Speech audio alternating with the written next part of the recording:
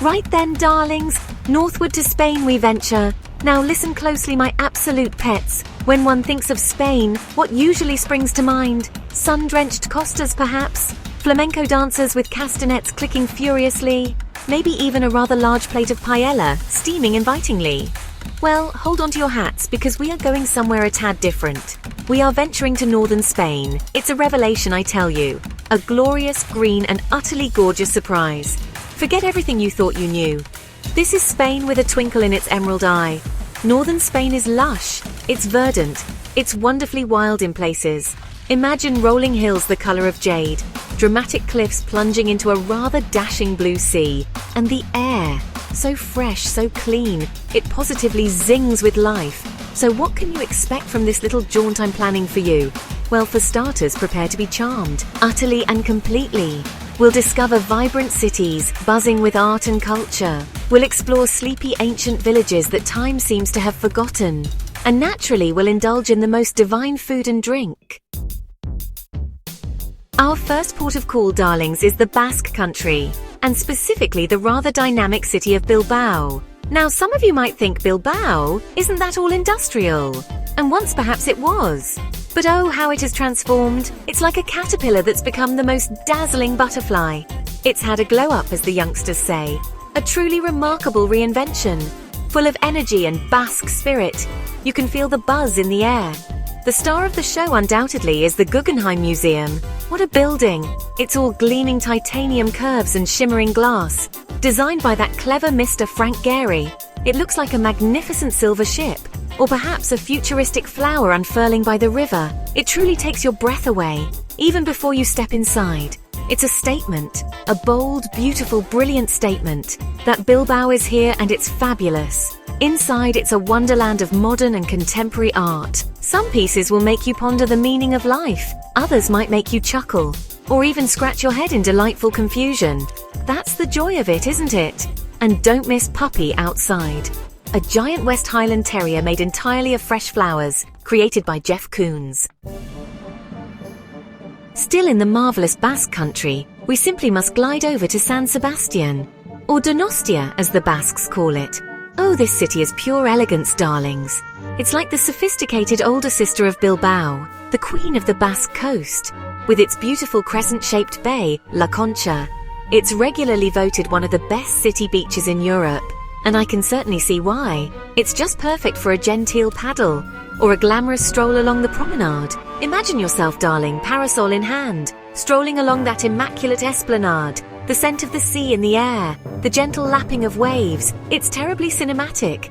In fact, San Sebastian hosts a very famous film festival, so you might even spot a movie star or two, if you're terribly lucky, or at least feel like one yourself, as you sip a coffee at a chic little cafe, overlooking that perfect golden sand. Now, we must talk about the food. Because in San Sebastian, food is not just food. It is an art form, it is a religion. I'm talking, of course, about Pintxos. These are not your average tapas, oh no. These are exquisite little mouthfuls of culinary genius, served on a tiny slice of bread or a skewer. Leaving the Basque Country behind with a fond wave, we drift into Cantabria, another gorgeous green region. Our first stop here is Santander, the elegant capital city. It has a rather dramatic history, you know. A huge fire in 1941 destroyed much of its old town, but like a phoenix, it rose from the ashes, rebuilt with wide avenues and lovely gardens. It sits proudly on a beautiful bay, looking out to the Cantabrian Sea.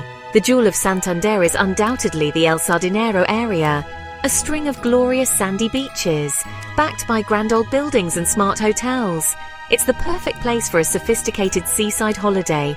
Imagine promenading along the waterfront, an ice cream in hand naturally, or perhaps trying your luck at the Gran Casino Sardinero. If you're feeling rather daring, it's all terribly refined, and the sea air does wonders for one's complexion, I find. Asturias, adventure peaks, pilgrims and pours of cider. Onwards we sweep, my dears, into the Principality of Asturias. Ah, Asturias. They call this part of Spain España Verde, green Spain, and Asturias is perhaps the greenest of them all. It's a land of staggering natural beauty, with dramatic coastlines, lush forests and soaring mountains. The Picos de Europa National Park is the crowning glory. These peaks of Europe are simply breathtaking. Jagged limestone mountains that pierce the sky. Truly majestic.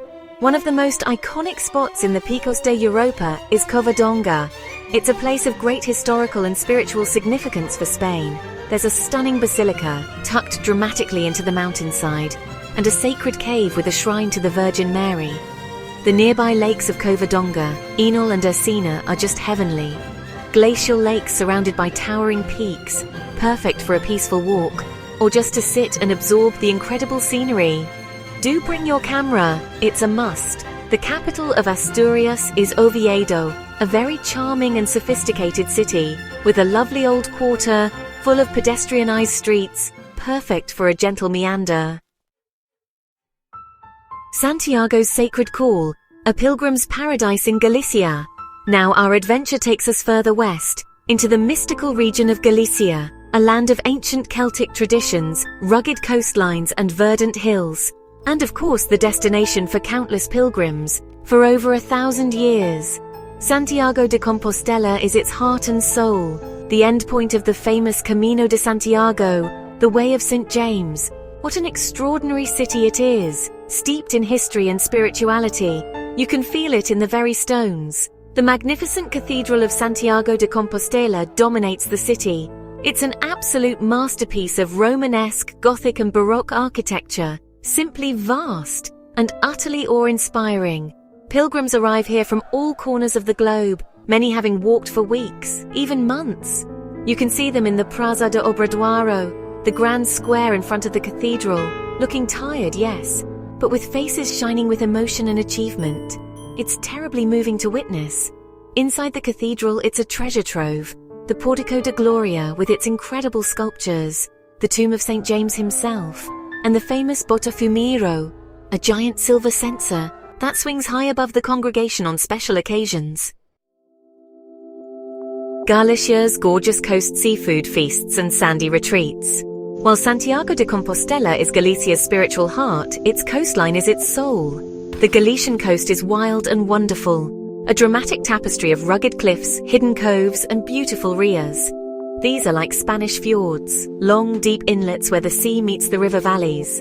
The Rias Baixas in the south are particularly famous, known for their stunning scenery, and their delicious Albarino wine, a crisp white wine that's perfect with seafood. The seafood in Galicia is some of the best in the world, so fresh it practically leaps from the sea onto your plate. Imagine feasting on succulent octopus, pulpo a feira, tender mussels steamed in wine, sweet scallops, clams, oysters, langoustines, crabs. The list is endless. Every meal is a celebration of the ocean's bounty. For beach lovers, Galicia is a paradise. There are hundreds of beaches to choose from long stretches of golden sand to tiny secluded coves. One of the most famous is Rhodes Beach, on the Seas Islands, a stunning archipelago and national park. A little tipple, a little nibble, Spain's northern delights.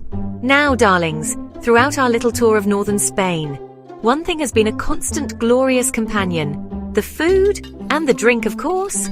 We've touched upon the Pintxos of the Basque country, the cider of Asturias, and the seafood of Galicia. Each region has its own culinary treasures. In the Basque country, beyond Pintxos, look for marmitaco, a hearty tuna and potato stew. Cantabria offers wonderful cheeses like queso picon, a strong blue cheese from the Picos de Europa, and Sobaos Pasiegos delicious buttery sponge cakes, perfect with a morning coffee. Asturias, aside from its cider, is famous for fabada asturiana, a rich stew of white beans, pork and chorizo, and they also produce some wonderful cheeses. Cabrales, another strong blue cheese. It's not for the faint-hearted, but it's terribly good. And in Galicia, you must try empanada galega.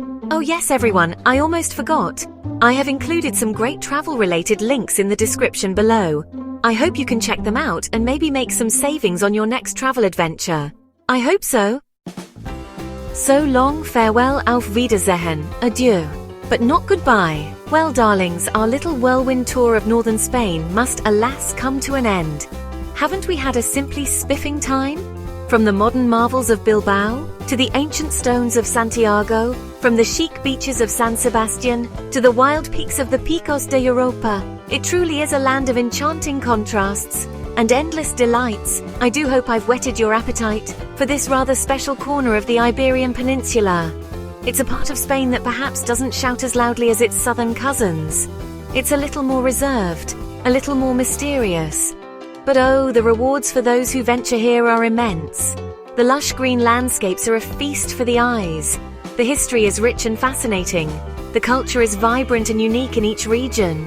And the people, so warm, so welcoming, with a twinkle in their eye, ready to share their beautiful homeland with you. So what are you waiting for, my adventurous friends? Start planning your own northern Spanish escapade. Pack a sensible pair of walking shoes for those cobbled streets and mountain paths, and perhaps a light Macintosh just in case.